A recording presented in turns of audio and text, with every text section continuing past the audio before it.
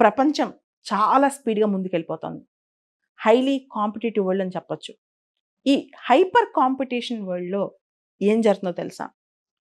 Over work glorify అయిపోతుంది. అంటే మనం చేసేది హార్డ్ వర్క్ దాటిపోతుందనమాట. ఓవర్ వర్క్ అయిపోతుంది.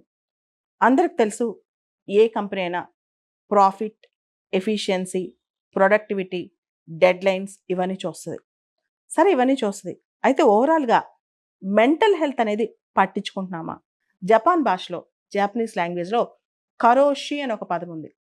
ఓవర్ వర్క్ వల్ల, ఎక్సెసివ్ వర్క్ వల్ల స్ట్రెయిన్ అవ్వటం అనమాట. దీన్నే కరోషి అంటారు.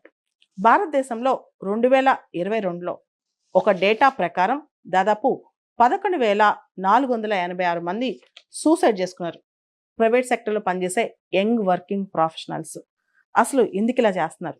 మనం ఓవర్ వర్క్‌ని గ్లోరిఫై చేస్తూ 15 గంటలు, 20 గంటలు పని రోజు చేస్తూ ఉంటే mental health, personal well being ఇవన్నీ కూడా దెబ్బతింటున్నాయి. దాన్ని ఎవ్వరూ పట్టించుకోవట్లేదు. అంతేకాదు చాలా కంపెనీస్ కాస్ట్ కట్టింగ్, ఎఫిషియన్సీ పెంచుకోవటం, ఖర్చు తగ్గించుకోవటం, ప్రొడక్టివిటీ పెంచుకోవటం వీటన్నిటి కోసం చాలా ప్రెషర్ పెడుతుంది ఎంప్లాయీస్ పైన. ఎన్ని అవర్స్ వర్క్ చేస్తున్నారు? 15 గంటలు పని చేస్తున్నారా? 20 గంటలు పని చేస్తున్నారా? నేను రాత్రి 2 దాకా పని చేశాను, 3 దాకా పని చేశాను, 4 దాకా పని చేశాను. ఇది చెప్పటం గ్లోరిఫై అయిపోయిందనమాట. Excessive over work, anxiety, stress, depression, కొన్నిసార్లు సూసైడల్ టెండెన్సీస్ కూడా బాగా పెరిగిపోతున్నాయి. రీసెంట్‌గా ఈ రోగం భారతదేశానికి కూడా వచ్చింది. ఇంతకుముందు ఎక్కువగా జపాన్‌లో ఉండేది. ఇప్పుడు ప్రపంచంలో చాలా దేశాలకి ఇది అంటుకుంటుంది. భారతదేశంలో కూడా స్టార్ట్ అయిందనమాట. ముఖ్యంగా ఇక్కడ మనం ప్రస్తావించుకోవాలి. మ్యాక్స్ వెబర్ అని చెప్పి ఒక ఫేమస్ పబ్లిక్ అడ్మినిస్ట్రేషన్ సంబంధించి థింకర్ ఉన్నారు. ఆయన ఒక ఇన్‌ఫ్లుయెన్షియల్ వర్క్ ఉంది. 'The Protestant ethic and the spirit of capitalism' అనే బుక్‌లో ఆయన హార్డ్ వర్క్ అనేది ఒక గొప్ప మోరల్ వర్చ్యూ అని చెప్పి లింక్ చేశారు.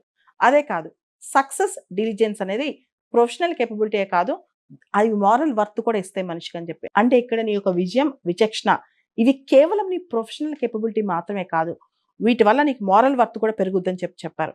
ముఖ్యంగా ప్రపంచవ్యాప్తంగా చాలా దేశాలు ఇంక్లూడింగ్ ఇండియాలో తీసుకుంటే టెక్ ఇండస్ట్రీస్, ఫైనాన్షియల్ ఇండస్ట్రీస్, రకరకాల సాఫ్ట్‌వేర్ కంపెనీస్, ఫార్మా కంపెనీస్ వీటన్నిటిలో ఏమవుతుందంటే 15 గంటలు పని చేశావా? 20 గంటలు పని చేశావా? అనేది ఓవర్ వర్క్ అనేది విపరీతంగా గ్లోరిఫై అయిపోతుందనమాట. అండ్ ఓవర్ వర్క్ అనేది న్యూ నార్మల్ అయిపోయింది. ఇంతకుముందు రోజుకి 8 గంటలు పని చేసావా? 10 గంటలు పని చేసావా? మాక్సిమం 12 గంటలు పని చేసావా? ఇప్పుడు రోజుకి 15 గంటలు పని చేసావా? 20 గంటలు పని చేసావా? ఇది న్యూ నార్మల్ అనమాట. అంటే అసలు వారం రోజులు రోజుకి పొద్దున్న 7 నుంచి నైట్ 12 వరకు పని చేస్తే అది గొప్పతనం అయిపోతుంది చాలామంది ఎంప్లాయర్స్‌కి. ఇది ఆర్గనైజేషనల్ గ్రోత్ గురించి ఆలోచిస్తున్నారు కానీ, ఎక్కడైతే ఆర్గనైజేషనల్ గ్రోత్ గురించి ఆలోచిస్తారో నిజంగా అనుకుంటారు. అసలు ఎక్కువ పని చేయని వాళ్ళు మన దగ్గర ఉండరు అని చెప్పి. అయితే ఎక్కువ అవర్స్ పని చేయటం, డెడ్‌లైన్స్ మీట్ అవ్వటం వల్ల క్వాలిటేటివ్ అవుట్‌పుట్స్ వస్తున్నాయంటే అది కూడా ఒక డౌటే. క్వాలిటీ ఆఫ్ వర్క్ ముఖ్యమా?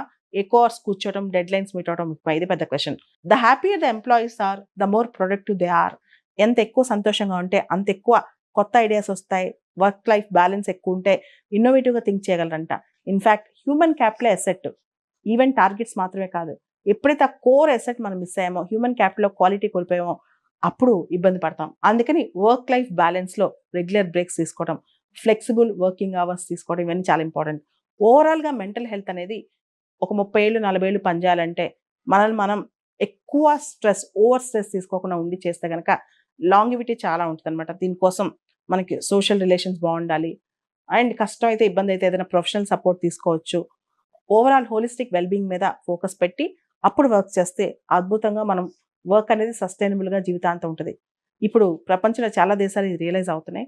ముఖ్యంగా మెంటల్ హెల్త్ ఇష్యూస్ స్టార్ట్ అవ్వడం వల్ల ఎక్కువ over professionalism, over work, hard వర్క్‌ని మించి ఓవర్ వర్క్ ఇవన్నీ కూడా ఎక్కువైపోతున్నాయన్నమాట. సో, ఎప్పుడైనా స్మార్ట్‌గా వర్క్ చేయాలి, క్వాలిటీగా వర్క్ చేయాలి, సింపుల్‌గా వర్క్ చేయాలి. వర్క్ చేస్తూ పీస్‌ఫుల్‌గా వర్క్ చేయాలి. స్ట్రెస్ ఎక్కువ తీసుకోకూడదు. అప్పుడే మనం ఎక్కడైనా ముందుకెళ్ళగలం.